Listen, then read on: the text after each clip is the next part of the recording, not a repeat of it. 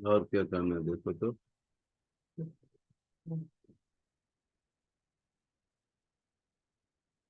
ध्यान देना। Now let us सी।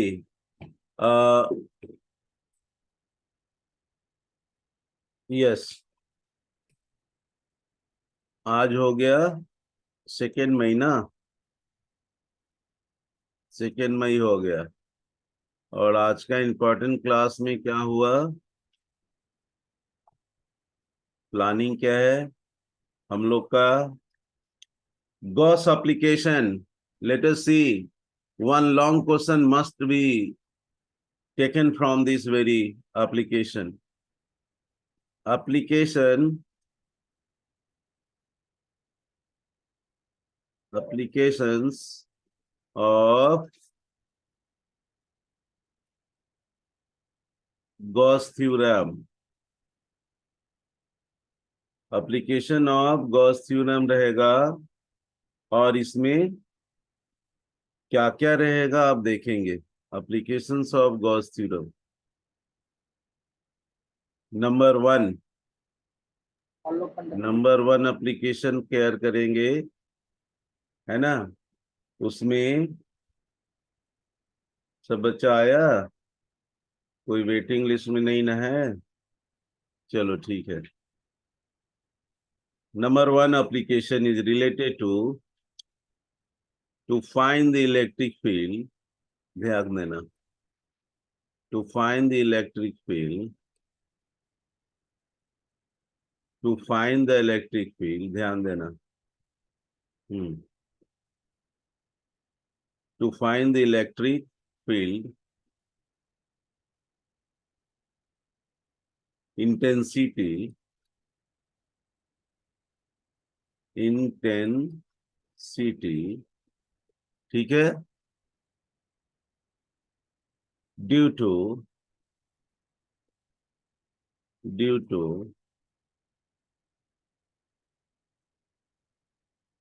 किसके कारण? इन्फिनाइटली लॉन्ग, हाँ, infinitely,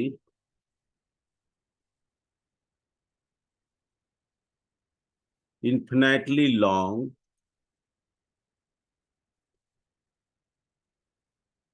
straight, straight, infinitely long straight charge wire. देखो, ये डायरेक्ट क्वेश्चंस के रूप में रहेंगे। वायर की जगह पर कंडक्टर वर्ड यूज कर सकता है, लॉन्ग थीन वायर यूज कर सकता है ना? How to find the electric field intensity due to infinitely long straight charge wire. ये जो infinitely long straight charge wire बोल रहा है, ये आपका शेप का केयर करना है। यहीं पर मेन पॉइंट। ठीक है, अब इस बात को समझना है कि how to utilize the Gauss theorem here. ये क्वेश्चंस के फॉर्म में रहेगा, लिख देगा बाय यूजिंग गॉस लॉ। ये क्वेश्चन में ऐसा अटैच रहेगा बात। By using Gauss law you have to find the electric field intensity at any point due to the infinitely long charge wire. तो आप यहाँ पर क्या करो, सबसे पहले एक डायग्राम को केयर करो। हाँ, जितना अच्छा डायग्राम बनाओगे उतना ही क्लियरिटी रहेगा तुम्हारा। देखो, मैं यहाँ पर एक चार्ज वायर ले रहा हूँ। यस, इन्फिनाइटली लॉन्ग ले रहा हूँ। तो मैंने, हाँ, डिजाइन से भी बना सकते हैं, थोड़ा फ्री हैंड से हम चाह रहे हैं टाइम बचाना, है ना? और यहाँ पर मैंने ये इन्फिनाइटली लॉन्ग वायर मैंने सोचा, ये ऐसे थोड़ा लंबा हो गया। चलो ठीक है, इन्फिनाइटली लॉन्ग वायर मैंने सोचा, ये और भी आगे तक जा रहा है ऐसे। और इसको मैंने क्या किया, पॉजिटिव चार्ज से पहले इसको चार्ज अप कर दिया। देखो, charges are distributed uniformly over the length of the wire। ये देखो, charges are distributed uniformly। Electrostatic conditions में if the charges are distributed over it to both the directions uniform electric field we produce। तो आप क्या करो, एक पहले Gauss law का ध्यान रखो, बाय यूजिंग गॉस लॉ लाना है। तो Gaussian surface is created around the infinitely long wire। आप इसका क्या करो, हाँ पॉजिटिव चार्ज है तो फील्ड इसका किधर जाएगा, बाहर, दोनों तरफ। यस, दोनों तरफ बाहर फील्ड जाएगा। जितने भी पॉजिटिव चार्जेस हैं वो सब के फील्ड बाहर जाएंगे। तो आप अपना सुविधा के हिसाब से फील्ड लाइंस का लोकेशन कर लो पहले। जब आपने फील्ड लाइंस का लोकेशन कर लिया, we have written here E vector to both the side. Yes, positive charge body has electric field directed away from its surface normally. अब आप क्या करो, you just create a Gaussian surface. एक cylinder बनाएंगे हम, वो सिलेंडर जो बनाएंगे वो ध्यान रखेंगे। मैंने गॉसियन सिलेंडर को खास रेडियस पर मैंने डिसाइड किया, ठीक है। Infinitely long wire is there and out of which we have decided one Gaussian cylinder. देखो, गॉसियन सिलेंडर जो मैं बना रहा हूं यहाँ पे, उसका जो है वो सिलेंडर जो बन रहा है वायर अलग है। मैं यहाँ पर गॉसियन सिलेंडर ब्लू कलर में बना ले हूं। This is the design of the Gaussian cylinder form. Gaussian cylinder dotted line से बनाने चाहिए, क्योंकि ये रियल में नहीं होता है। It is the hypothetical assumptions according to the Gauss law। If you have the charge body, there must be the particular shape of the Gaussian surface created। तो जब गॉसियन सरफेस क्रिएटेड होगा तो cylindrical wire है, तो Gaussian surface इसका क्या बनेगा, cylinder. तो मैंने यहाँ पे गॉसियन सरफेस क्रिएट कर लिया, वेरी गुड। और इसका रेडियस को मैं सोचा, मैंने रेडियस यहाँ पे आर बोल दिया। फिर सिलेंडर का डिजाइन नीचे भी बॉटम पर भी जाना होगा, very nice. We have the cylindrical Gaussian surface. अब देखो, तुम यहाँ पे जब तुमने चार्ज को डिस्ट्रीब्यूट किया था, हाँ, वायर पर, length of the thin wire को तुम एल डिसाइड कर लो, ठीक है। लेंथ ऑफ द वायर को एल डिसाइड कर लो। L is the length of the wire, anywhere you can write. मान लो मैंने कहीं पर एल लिख लिया, कहीं पर लिख लो जहां पर लेंथ तुमको सोचना है। मान लो मैंने एल लिखा यहाँ पे, बाहर में ले लिया एल। तो एल जो है, जितना बड़ा सिलेंडर रहेगा लगभग उसका लेंथ हम लोग ले लेंगे, ठीक है। And we will say it as length of the wire. दो काम हो गई, चार्ज इज डिस्ट्रीब्यूटेड हो गई, लेंथ ऑफ द सिलेंडर और लेंथ ऑफ द वायर एक ही हो गया। Radius is already decided here. जब रेडियस आपका मालूम है, गॉसियन सिलेंडर का नाम बता दो, where is your Gaussian cylinder. कहीं पर डायग्राम में लोकेट करा के सी बता दो कि Gaussian cylinder is made. Gaussian cylinder, हाँ, गॉसियन सिलेंडर इज फॉर्म, ये हो गया, गुड। गॉसियन सिलेंडर का आप नाम ले लिया। अब आगे बढ़ो, इस गॉसियन सिलेंडर में क्या करो, where is the direction of the field, away from the charge. अब तुम क्या करो, गॉसियन सिलेंडर के कारण यहाँ पर जो भी शेप है, डिजाइन है, हाँ, जो भी शेप है।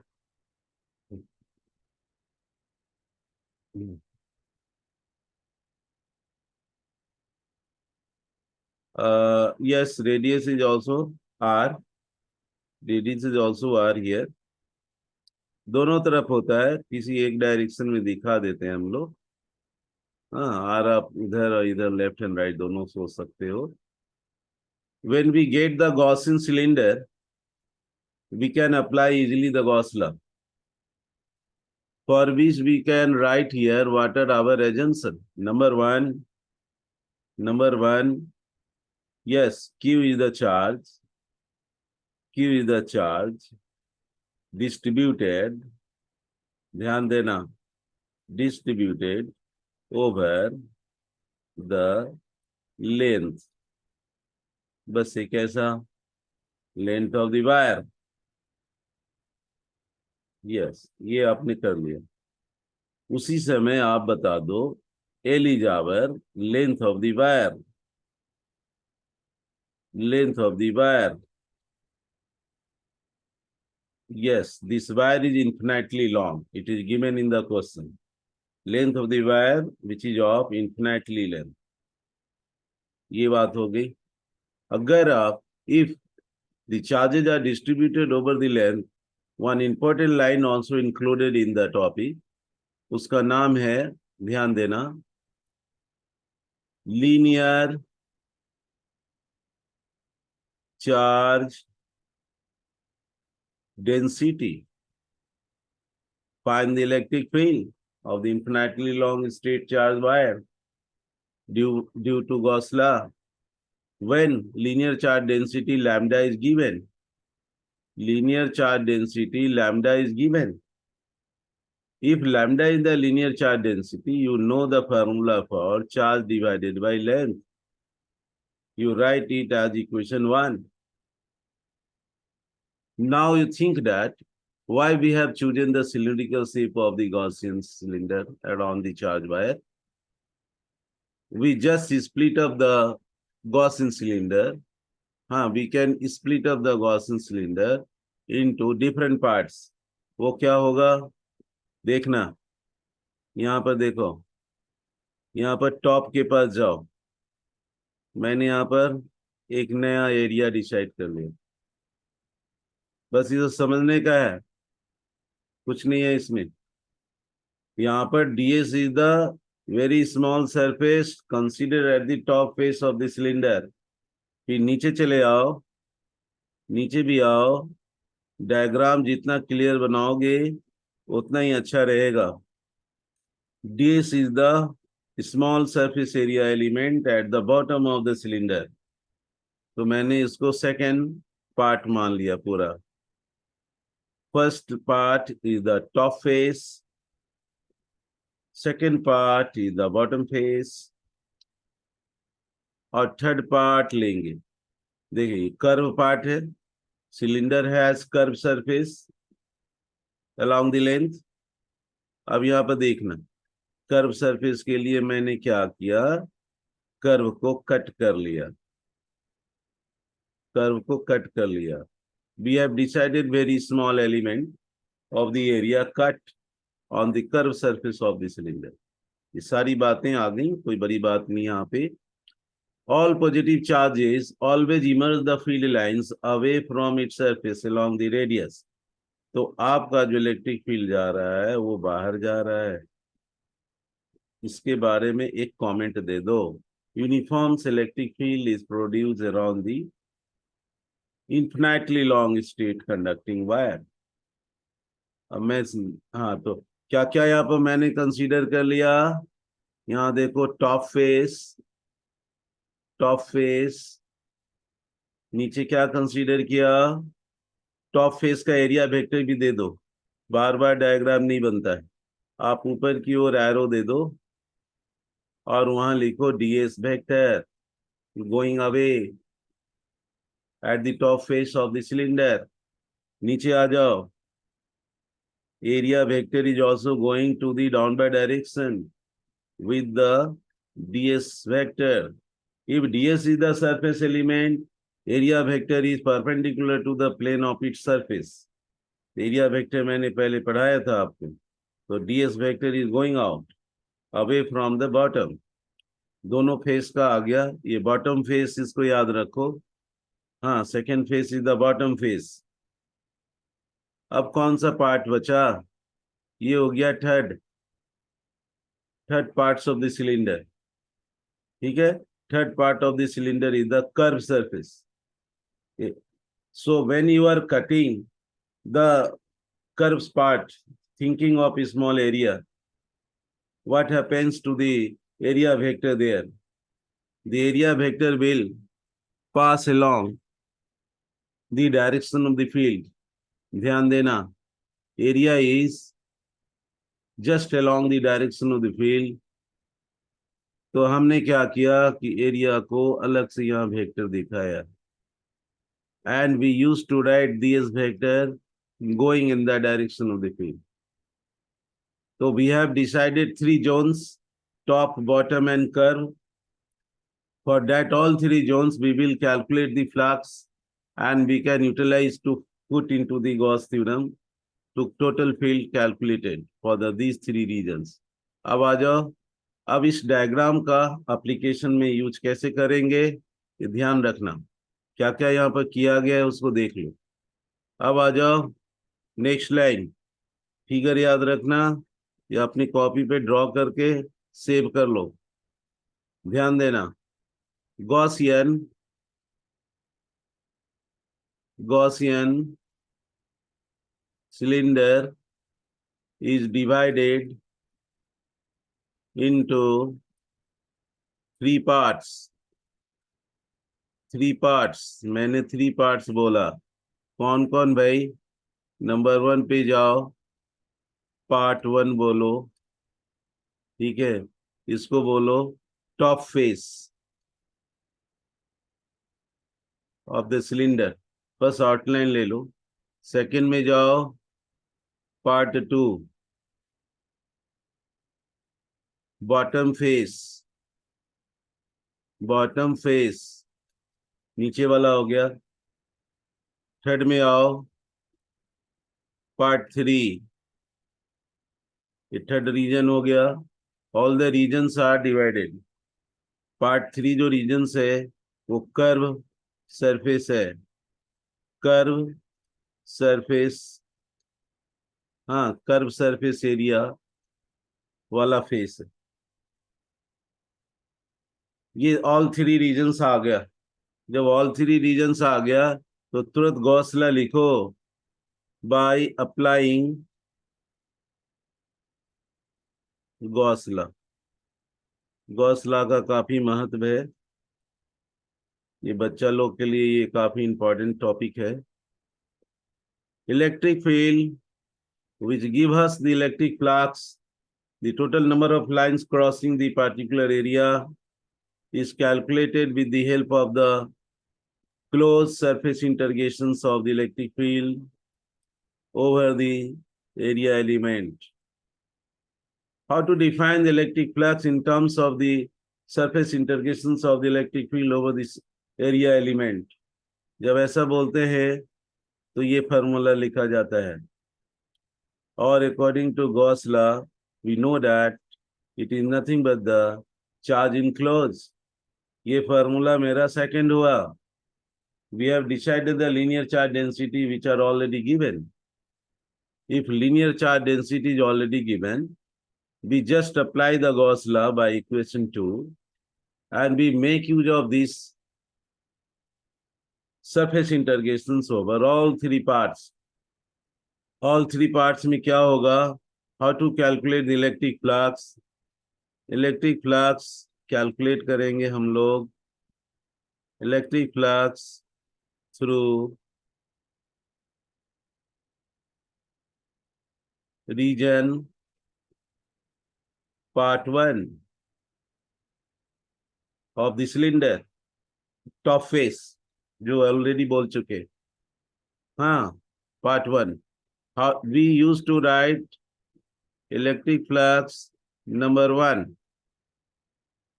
and we apply the formula for surface integration for first region as applying the electric field over the area element. ये आपका हो गया रीजन वन का इलेक्ट्रिक फ्लक्स। रीजन वन का इलेक्ट्रिक फ्लक्स हो गया। उसी तरह आप क्या करो, इलेक्ट्रिक फ्लक्स कैलकुलेट करो, electric flux through region part two. Yes, आप इसका नाम दे दो flux two for electric flux. Write the formula for close integration over the part 2 bottom of the cylinder over the S.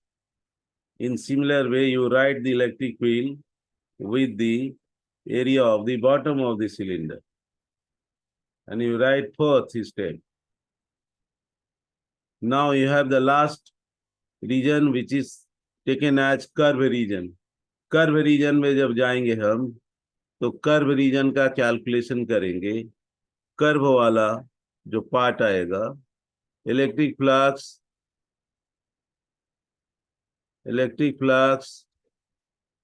passing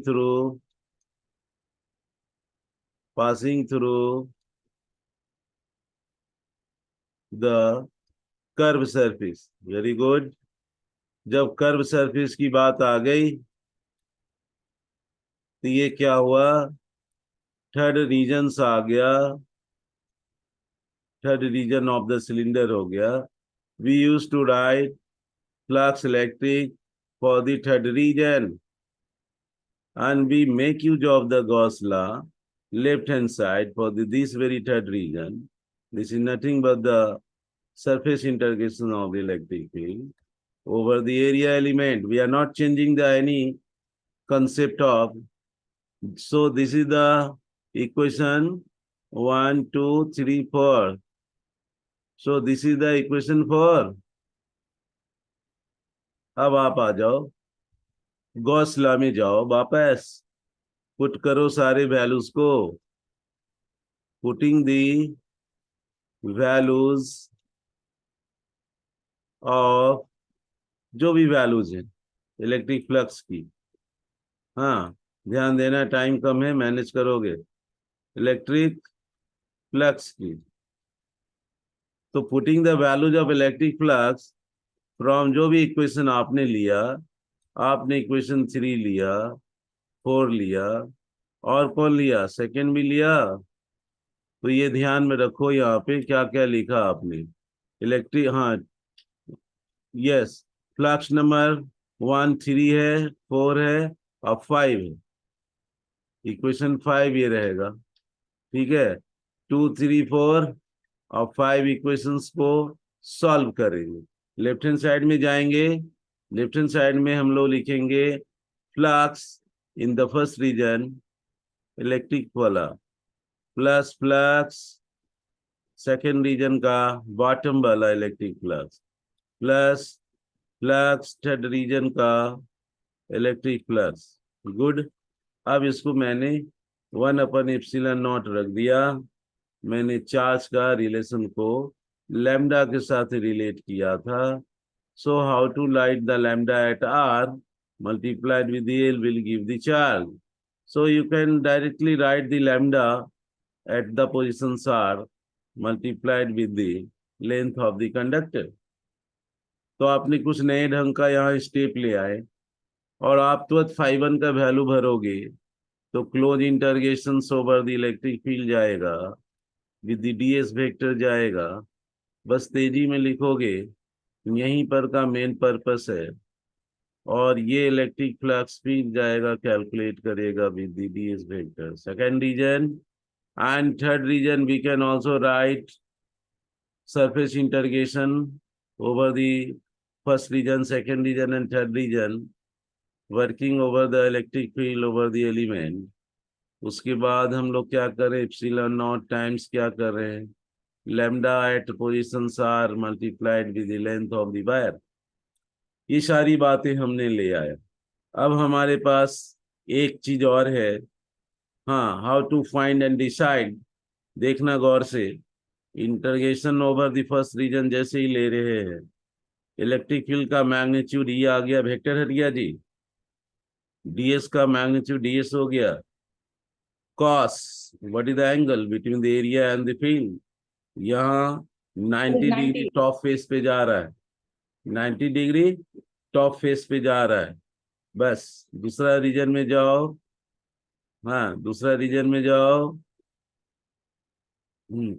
ठीक से, हाँ दूसरा रीजन में जाओ, इंटरगेशन करो सेकंड रीजन में, magnitude of the field, magnitude of the area, angle between the field and area, bottom face पे 90 degree act कर रहा है, एक नीचे जा रहा है, एक राइट साइड में जा रहा है, प्लस कर्व सरफेस में जाओ, इंटरगेशन करो, इलेक्ट्रिक फील्ड मैग्नीट्यूड आ गया, एरिया का मैग्नीट्यूड आ गया, cos of the 0 degree, because area and field is going in the same direction. Yes, ये बात यहाँ पर आ गई, पक्का हो गया, लैम्डा हो गया। हाँ, विद आर वेक्टर पर लेंथ से मल्टीप्लाइड है। ये जो आपने जो 6 स्टेप लाया है, यही आंसर देगा। थोड़ा सा पेशेंस रखोगे, अब इंड करेंगे हम पढ़ाई को। फील्ड इज यूनिफॉर्म, तो take it outside, operate the integration over the ds in the first region, but put the value of the cos 90 degree 0. तो Similarly, lambda take the uniform field outside, operate the area in the second bottom part of the cylinder, but put the cos 90 degree 0. Similarly, field is taken outside and integration is operating over the third region, which is the curved surface, and cos 0 degree is 1, and you have lambda at r multiplied with L divided by the epsilon naught. बहुत सुंदर, आपने ये step लाया, बस एक step से ये calculation आएगा, लास्ट में आएंगे। हमने यहाँ देखा फर्स्ट टर्म 0 हो गया, सेकंड टर्म 0 हो गया, third term uniform selective field is outside and their integration, ये जो आपने डीएस का क्लोज इंटरगेशन थर्ड रीजन में किया, उसका वैल्यू आपको रखना होगा, वो lambda at R multiplied with the length of the wire. अब यहाँ पर आपको क्या मिला, आप यूनिफॉर्म फील्ड ले आए हो, और एरिया क्या होता है जी, कर्व सरफेस एरिया होगा। कर्व सरफेस एरिया क्या होता है, 2πRH होता है, आवर लेंथ इज h, तो L हमने रख दिया, और 1/ε0 टाइम्स लैम्डा ले लिया। तो जिस बच्चे का स्पीड पूरा रहेगा, हाँ, वो जरूर यहाँ पर समय के अंदर में काम कर लेगा। 1/2πε0 को मैंने एक जगह रख लिया, r×L एक जगह रख लिया, लैम्डा ऊपर एट लैम्डा। आर मैंने रहने दिया, और लेंथ को मैंने छोड़ दिया, लेंथ को मैंने कैंसिल आउट कर दिया, एंड 2 से लैम्डा को मल्टीप्लाई करके थोड़ा स्टैंडर्ड फॉर्म में मैंने रख लिया, इसको 4πε0 कूलम्स फार्मूला जैसा रिलेट कर दिया। R is here, no length is here, this is your electric field. ये जो बात मैंने की, ये जो लास्ट स्टेप मैंने लिया, यही रिक्वायर्ड फार्मूला है, जिसको आपको स्पीड में लिखना है प्रैक्टिस के साथ। अगर आप वेक्टर फॉर्म में लिखते हो, वेक्टर लगा दो, 2 लैम्डा लिख दो, लैम्डा का सेंस में आर वेक्टर है, वो कोई मीनिंग नहीं है, 4πε0 आर लिख दो। केयर करो, क्या कोई छूटा, और यहाँ पर आर के डायरेक्शन में फील्ड जा रहा है जी, आर कैप भी दे सकते हो, कोई दिक्कत नहीं है। This is your required expression in vector form. So how to calculate the electric field intensity in the case of the long infinitely wire? If linear charge density is already given, length of the wire is already given, we can easily find out all these 3 terms. Okay, so sir वो R vector. this is the last step of the equation. You will revise, you will write, Okay.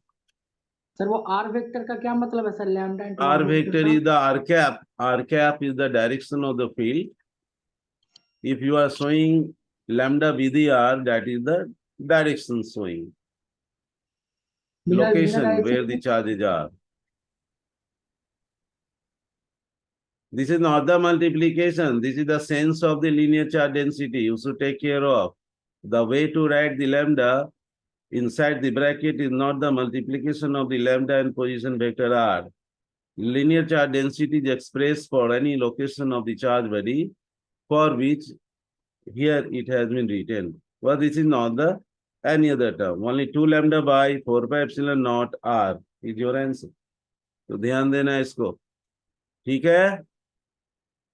चलो, अधिक discussion नहीं, you will all revise.